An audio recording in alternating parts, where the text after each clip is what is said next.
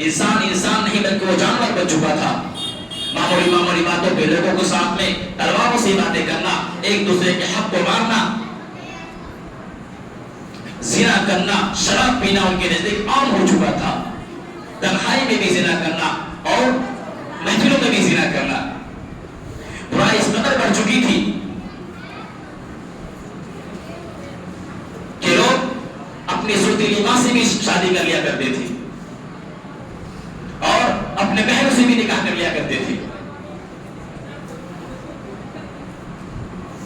اور زنا اس قدر عام ہو چکا تھا بلکہ بے حیائی مکمل طریقے سے عام ہو چکی تھی. لوگ ایک خدا کے بجائے 307 بتوں کو پوجا کرنے لگ گئے تھے. علم سے بالکل دور ہو چکے تھے. اب ان میں اور انسانوں میں اور جانوروں میں کوئی فرق محسوس نہیں کیا جا رہا تھا. لیکن اس قوم کے اندر 3 صفتیں تھی جسے اللہ تبارک و تعالیٰ نے بہت پسند فرمایا تھا. زمانہ جاہلیت کا دور ہے، ابھی کوئی نبی ان کے سامنے نہیں آیا ہے، ابھی یہ مکمل گمراہی کے دلدل میں پھنسے ہوئے ہیں. ہمیشہ قتل و غارت گیری ہو رہا ہے، آپس میں ٹکراؤ، ایک دوسرے کے خون خرافہ کرنا، ایک دوسرے سے جنگ کرتا رہنا، ایک قبیلہ دوسرے قبیلے کے پیچھے حاوی رہنا. کس ملک کا بالکل مکمل کوئی ایک نظام نہیں، کوئی بادشاہ نہیں. ہر کوئی آدمی اپنے اپنے قبیلے کے بادشاہ بنا ہوا ہے اور اپنے اپنے قبیلے کی باتوں میں چلتا ہوا آ رہا ہے. جب مکمل دنیا اندھیری میں چھا گئے تھے، ایسے وقت میں اللہ تبارک و تعالیٰ نے آپ صلی اللہ علیہ وسلم کو مبعوث فرمایا اور آپ صلی اللہ علیہ وسلم حضرت ابراہیم علیہ نبی علیہ السلام کے خاندانوں میں سے، اور آپ نے کوئی نئی دین نہیں لے کر کے آئے بلکہ آپ کی دادا امجد جو ابراہیم علیہ السلام جس دین کو لے کر کے آئے اس وقت اس دین کا نام تھا دین حنیف. کیا نام تھا؟ دین حنیف. اور ابھی ہم جس دین پہ چل رہے ہیں ان کا بھی دونوں نام ہیں، اس بات کو بھی جان لیں. ان کا بھی کتنا نام ہے؟ دونوں نام ہے. ان کا نام دین اسلام بھی ہے اور دین حنیف بھی ہے، اور دونوں کا معنی بھی ایک ہی ہے. تو آپ صلی اللہ علیہ وسلم اپنے دادا امجد ابراہیم علیہ نبی علیہ السلام کے دین کو مکمل کرنے کے لیے آئے. آپ کی نسل سے یعنی آپ کے بیٹے اسماعیل علیہ السلام، پھر ان کے بیٹے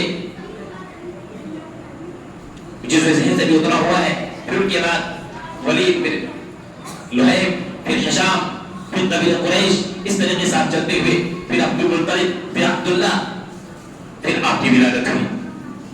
تو کئی نسلوں کے بعد ابراہیم صلی اللہ علیہ وسلم کے بعد کئی بیچ میں وقفہ گزرتے گئے، پھر آپ صلی اللہ علیہ وسلم کی ولادت ہوئی.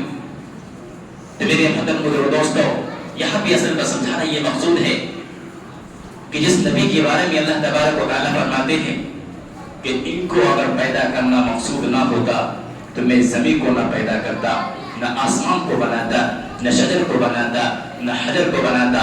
اور جس نبی کی ولادت سے لے کر کے وفات تک پورا معجزہ ہی معجزہ ہے. اللہ تبارک و تعالیٰ نے اس نبی کا نام بھی لینا کبھی گوارا نہیں کیا. ان کا نام لینا ادب کے خلاف سمجھا. خود اللہ نے محمد کا نام لینا ادب کے خلاف سمجھا. اس لیے کہیں بھی جب مخاطب کرنا ہوا، کبھی آپ کو کہا یاسین، کبھی کہا طٰہٰ، کبھی مزمل، کبھی مدثر، اس طریقے سے آپ کو پکارا. پورے قرآن کے اندر موسیٰ علیہ السلام کا بہت جگہ نام ملے گا آپ کو. ابراہیم علیہ السلام کا نام مل جائے گا کئی جگہ پہ آپ کو، اور دوسرے نبیوں کا نام بہت ذکر ملے گا. لیکن آپ صلی اللہ علیہ وسلم کا صرف ان کے حقیقی نام جو اصل نام ہے محمد، صرف 2 جگہ ملے گا.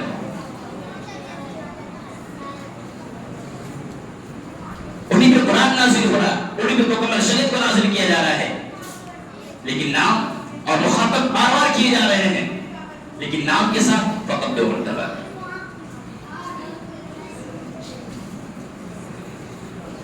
اس لیے میرے محترم دوستو، پھر ایسے نبی جن کا آپ خود اتنا زیادہ کو احترام کرتے ہو اور اس نبی کو آپ نے اس امت کے حوالے کیا، ایسے پرندوں کے حوالے کیے جنہوں نے آپ کے ساتھ جو سلوک کیا وہ ابھی آپ کے سامنے ہوگا بیان.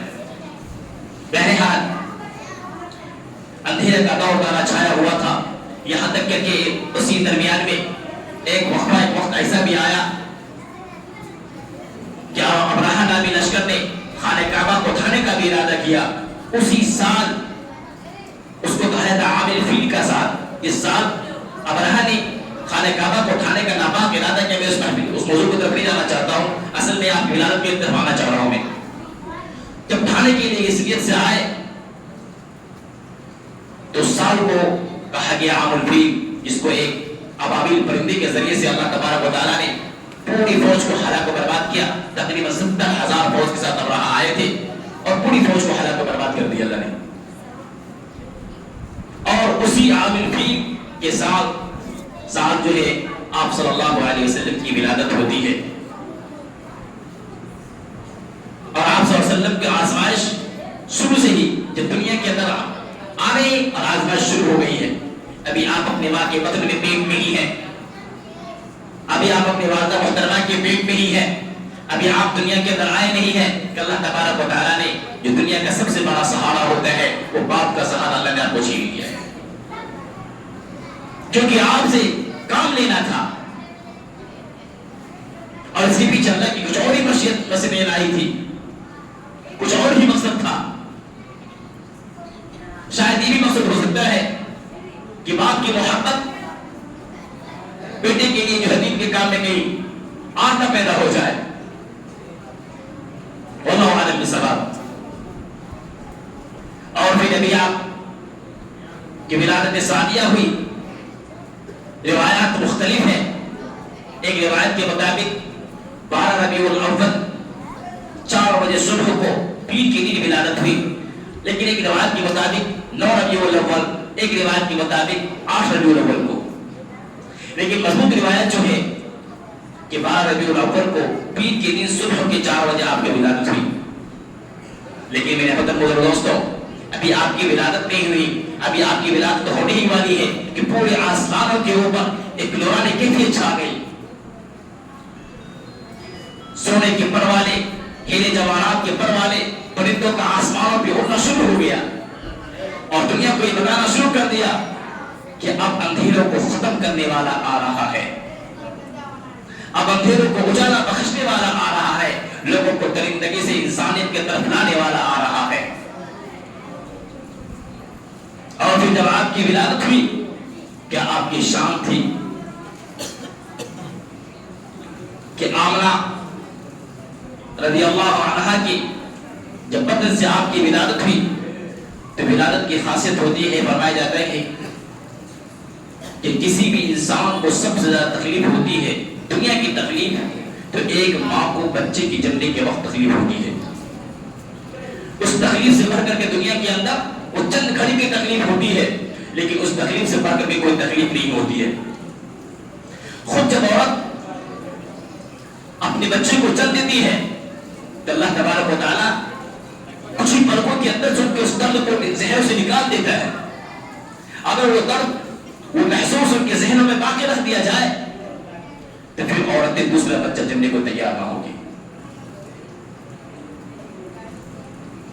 جیسے ہی بچے کی ولادت ہوتی ہے اللہ تبارک و تعالیٰ ان کے ذہنوں سے درد کو نکال دیتے ہیں, اس وحشت کو نکال دیتے ہیں, اس تکلیف جو محسوس کیا جاتا ہے اس کو نکال دیتے ہیں.